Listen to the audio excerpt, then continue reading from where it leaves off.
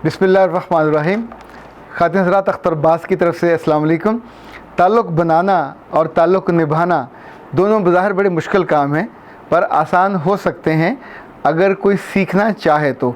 चूँकि जब हम नहीं सीखते तो सारी उम्र ये नहीं आता। आम तौर पे आप देखें कि जब हम गिला करना सीखते हैं तो गिला ही करते रहते हैं, जब हम शिकवा करना सीखते हैं तो शिकवे ही करते रहते हैं। ये मोहब्बत करना, मोहब्बत को निभाना, मोहब्बत का ताल्लुक़ बनाना, अगर कहीं ये कोई फ़हरिस्त होती, जैसे शॉपिंग लिस्ट होती है, तो हम फिर उन फ़हरिस्तों को बना के अपने बच्चों को थमा देते और उसको वो याद कर लेते और ज़िंदगी आगे चलती रहती। पर ज़िंदगी आगे इस तरह नहीं चलती। अपने बेटे हों या आपके शागिर्द हों, दोनों में जहाँ मोहब्बत करने का वस्फ़ होता है, वहाँ कहीं कहीं दुख देने का वस्फ़ भी होता है, क्योंकि कुछ चीज़ें वो सीखते नहीं हैं और उसके बाद शॉर्टकट ढूंढते हैं अपना फ़ायदा देखने के लिए। ये जो अपना फ़ायदा है, ये हम सारी उम्र शॉर्ट साइटेडनेस होती है, देखते रहते हैं। अच्छी तालीम, अच्छी तरबियत, अच्छा माहौल हमको कभी तो सिखा पाता है, कभी नहीं सिखा पाता। मैंने बहुत दफ़ा नोटिस किया कि अच्छे अच्छे घरों के बेटे जब रात को देर तक बाहर महफ़िलों में बैठते हैं अपने दोस्तों के साथ, कहीं ताश खेल, अच्छा कुछ भी गलत काम ना कर रहे हों, ना जुआ हो रहा हो, ना शराब पी जा रही हो, सिंपल ताश हो रही हो, या आके ये कहें कि हम दोस्तों के साथ बैठे गप कर रहे थे, ये जो रात की गप है, इनफैक्ट ये ज़िंदगी के एक ऐसी लर्निंग होती है जो घर में नहीं हुई होती। वहाँ बैठने वाला हर दोस्त सारा दिन काम करने के बाद बैठ के फिर अपना कैथारसिस करता है और आम तौर पे वो बातें करता है जो ज़िंदगी में दिन में वो किसी से नहीं कर सकता। ये ज़हन का वो कचरा होता है कि जो दिन भर छुपा रहता है। कहीं कहीं वो डर्टी डिज़ायर्स होती हैं कि जिसका वो इज़हार अपने घर जाके नहीं करता, लोग उसको फैंटेसी बना के बताते हैं। कुछ ही दिनों बाद ये बेटे, ये लड़के जो अच्छे ख़ानदानों से होते हैं, उस माहौल की वजह से ऐसे बन जाते हैं। लाइक एक बंदा अगर आके अपने जुर्म की कहानी सुना रहा है और वो शुरू ऐसे करेगा कि आपको लगेगा कि बड़ा एक हल्का फुल्का काम है, पर होले होले जब उसकी वो तफसील में जाएगा, वो चाहे लज्जत वाला कोई जिनसी लज्जत वाला काम वो बता रहा हो, चाहे कोई माली तौर पे उसने बदउनवानी की हो या उसने किसी के साथ अफेयर किया हो, जो जो वो तफसील बताता जाएगा, इन बच्चों के जहन के, जिसे हम कहते हैं दिल के नहाखाने में, वो जमा होती जाएंगी। और एंड ऑफ द डे ये होता है कि कुछ ही हफ्तों के बाद उन्हें अपने वजूद पे शर्म आने लग जाती है कि मैं कैसा घटिया आदमी हूँ जो ये काम भी नहीं कर सकता। इसकी इतनी सहेलियाँ हैं, इसके इतने दोस्त हैं, ये इतने तोहफे देता है, इतनी जगह मिलने जाता है। जब बच्चे घरों को रात गए वापस आते हैं और इनकी माएँ उस वक्त उनको टोकती हैं तो उनको बहुत बुरा लगता है। शादियों के बाद, बिल्कुल शादी के अवाइल दिनों में, बिल्कुल इब्तदाई दिनों में भी जब ये 2-2, 3-3 बजे तक वहाँ बैठ के आते हैं तो वहाँ से कुछ अच्छा सबक लेके नहीं आते, चूँकि वो पूरी महफ़िल डिज़ाइन ही नहीं की गई होती कि वहाँ से कोई अच्छा सबक देना। वो रिलैक्स होने के लिए, गप मारने के लिए, या अपने दिल के जो हैं, क्या कहना चाहिए, डिपू जिससे गटर होते हैं, उस पर से ढक्कन उठाने और लोगों को दिखाने, नाम उसका दोस्तों की हल्की फुल्की महफ़िल होता है। पर वहाँ से जो सीख आती है वो घर में आके आने वाले बरसों में एक बहुत वाइटल रोल उसका होता है नौजवानों को बिगाड़ने में। और जब तक वो मर्द बनते हैं और फिर उस घर के बड़े सरबराह बनते हैं तो बैक एंड पे वो सारी चीज़ें, वो सारी यादें महफूज होती हैं।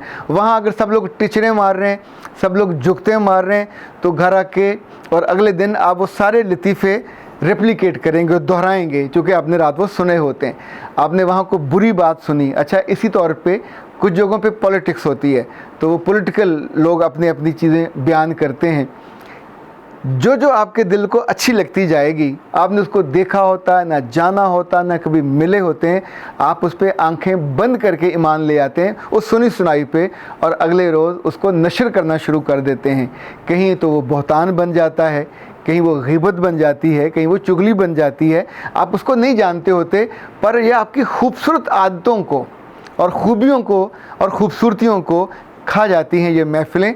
इन महफ़िलों के बारे में कभी जो माएँ परेशान होती हैं या कहीं कहीं बाप परेशान होते हैं। हमारे तो पूरी माशरत में ये रहा कि बच्चे शाम को मगरिब के बाद घर आ जाते रहे। चलें, थोड़े अब बड़े हो गए हो तो दोस्तों के साथ कभी अब खाना खाने चले जाते हो, पर उसकी भी लिमिट रहनी चाहिए। ये तो हम सब जानते हैं कि रात का जो इब्तदाई पहर है ये शैतान के आने का, उसके चेलों चांटों का वक्त होता है, जब बुराई का आगाज़ होता है। जब आप उस वक्त में होते हैं तो अपना पूरा सीना खोल देते हैं। ये वो वक्त होता है जब उससे अपना सीना बंद करने का वक्त होता है। जहाँ होटल पे बैठे हों, किसी बड़े ढाबे पे बैठे हों, किसी के घर डेरे पे बैठे हों, तो आप सोचिए कि ये जो जितने नौजवानों को आदत पड़ती है मुजरे देखने की, वल्गर बातें करने की, या उसके बाद ठर्रा पीने की, ये कोई आदत ऐसी नहीं होती जो उन्हें घर से पड़ी हो। ये हमेशा वो आदत होती है जो अपने दोस्तों से सीखते हैं। इसीलिए याद रखिएगा, अल्लाह के रसूल सल्लल्लाहु अलैहि वसल्लम ने दोस्त बनाने के लिए बहुत एहतियात का फरमाया था। कहा था अच्छे दोस्त की अलामत या मिसाल ऐसे है जैसे तुम किसी खुशबू वाले दुकानदार के पास जाओ, कुछ भी ना ख़रीदो, तो वापसी पे तुम्हारे कपड़ों को कहीं ना कहीं खुशबू ज़रूर लग जाएगी। और बुरे दोस्त की मिसाल ऐसे है कि जैसे तुम किसी कोयले वाले से दोस्ती करो, जब उसकी दुकान पे जाते हो तो वापसी पे कुछ और मिले ना मिले, तुम्हारे सफ़ेद कपड़ों पे, तुम्हारे हाथों पे कहीं ना कहीं कोयले का दाग ज़रूर लग जाता है। बात का आगाज़ मैंने किया था, ये जो शॉपिंग लिस्ट है ज़िंदगी की, ये घर वाले बना के नहीं देते, ये वक्त के साथ साथ बनती जाती है और बिगड़ती जाती है। जिनकी शॉपिंग लिस्ट में अच्छी चीज़ें, अच्छी बातें, अच्छे दोस्त, अच्छी कंपनी होती है, वो हमेशा आपको बहुत उम्दा इंसान बना देती है, सिखा देती है। अगर कोई आपको पढ़ा लिखा मिल जाएगा तो आपको अच्छी किताबों के पास, पुरानी किताबों के पास ले जाएगा, वहाँ बैठोगे, वहाँ आपका दिल लगेगा। और अगर कोई आपको मुजरों वाला मिल गया तो आपको वो वहाँ लेके जाएगा कि जहाँ से वापसी पे सिर्फ पुलिस आपका मुंह सूंघती है और फिर घर फ़ोन करती है कि आपका बेटा इस नाम का आप ही का है। तो जब घर वाले बताते हैं कि हाँ, तो आगे से पता चलता है कि साहब के मुंह से शराब की बू आ रही है और पकड़े गए हैं अपने दोस्त के साथ। दोनों ने बीच में कुछ बोतलें रखी हुई थी, कहीं से लेके आते थे। आप कितने ही नेक नाम क्यों ना हो, आपने कितनी ही उम्र कस्में खा के अच्छी गुजारी हो, उस एक शॉपिंग के बाद फिर बरसों आप पे यकीन नहीं किया जा सकता, क्योंकि उस रोज़ आपने जो शॉपिंग की अपनी मर्ज़ी से की, अपने घर वालों के कहने पे या किसी और के कहने पे नहीं की, ये जिसके साथ आप गए। अच्छा, इसी तौर पे बहुत से बच्चे और बड़े मैंने ऐसे देखे हैं, ये जो वन व्हीलिंग होती है ये भी एक शॉपिंग होती है। यानी आपके पास अपना बाइक नहीं है और आप दोस्ती में उस लड़के के साथ बैठे हो जिसने बाइक की वो बफल निकाली हुई है, वो जब भगाता है तो पीछे आप बैठ के उसको दबा के बैठते हैं, नारे भी लगाते हैं, शोर भी मचाते हैं, उसे कुछ कहते नहीं हैं, पर जो ही वो स्लिप होता है तो सबसे पहले जो पीछे वाला है वो बाइक यूं गिरती है तो पीछे वाला का जो सर है वो ज़मीन पे टकराता है, तो दूर तक उसका भेजा बिखरता है। वापसी पे उसकी लाश, फटा हुआ सर और बिखरा हुआ भेजा मिलता है उसकी माँ को और उसकी बहनों को। तब उनका रोना और उनकी आहो बका और उनकी चीखें देखने वाली होती हैं। ये वो शॉपिंग थी जो माँ ने नहीं की, ये शॉपिंग वो थी जो भाई ने देखी को अपने बफल निकाल रहा था, अपने सलेंसर निकाल रहा था, उसके अंदर कुछ एक्स्ट्रा चीज़ें लगा रहा था। जब बाप ने देखा और दरगुजर कर दिया, नज़रअंदाज कर दिया, पर इसकी कीमत बहुत गहरी अदा करनी पड़ती है। सो याद रखिएगा, ये जो महफ़िलें हैं दोस्तों की, ये अहले इल्म की हों, नेक सीरत लोगों की हों, उनको सोहबत कहा जाता है। और हमेशा कहा जाता है कि इंसान बनता तब है जब वो अच्छे लोगों के साथ बैठता है। बल्कि सियाने तो ये कहते हैं कि हमेशा ये याद रखो, जब कहीं से उठ के आओ उस लम्हे अपने दिल का जायज़ा लो कि तुम्हारे दिल में क्या है। क्या रब का नाम है, क्या रब के रसूल की मोहब्बत है, क्या अच्छी बातों को सुन के आए हो, या वहाँ से आते हुए किसी अप्सरा का तज़किरा, किसी ऐसी हसीन और हसीना का तज़किरा तुम्हारे जहन में और सांसों में घूम रहा है कि अब जिसकी ख्वाहिश तुम्हारे अंदर पैदा हो रही है और तुम अपने पाकीज़ा और पाक रिश्तों को छोड़ के उसके बारे में सोचोगे। चूँकि वहाँ उसका तज़किरा होता था और चूँकि दोस्तों में एक आम तज़किरा हो रहा था, वहाँ तो ये चल जाएगा, पर ज़िंदगी में ये नहीं चलेगा। चूँकि ना ख़ानदान में एक्सेप्टेबल होता है, ना आपकी बीवी बच्चों के लिए एक्सेप्टेबल होता है। जो बेइज्जती और रुसवाई उनकी होती है आपके इस इंतखाब की वजह से।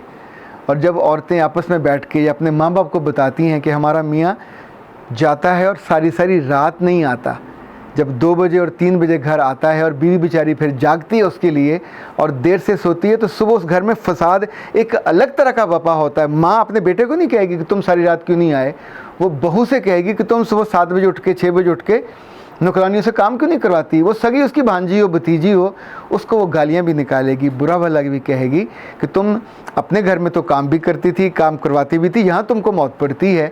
पर वो नहीं जानती कि वो बेचारी सारी रात उस बंदे का इंतज़ार करती रही कि जिसका चॉइस घर का इत्मीनान नहीं है, जिसका चॉइस अपने दोस्तों की मंडली है, और मंडली भी वो कि जहाँ खुशबू कम आती है, बदबू ज़्यादा आती है। तो ज़िंदगी में जब जब भी आपने दोस्तों का इंतखाब करना हो, हॉस्टल में हो या थोड़े मैच्योर होने के बाद, अफसर बनने के बाद, अगर आपको लगे कि उस महफ़िल से जाने के बाद आपको सारी बातें छुपानी पड़ेंगी और किसी को बताने वाला कुछ नहीं है, तो फिर ये याद रखिएगा, दिल की कालक बहुत बढ़ जाएगी, दिल पे बोझ भी आएगा, पर वो कालक उसको ढांप लेगी और आप वैसा बनने की आरज़ू में फिर वो करने लग जाओगे जो ज़िंदगी में आपने नहीं किया होता और नहीं सोचा होता।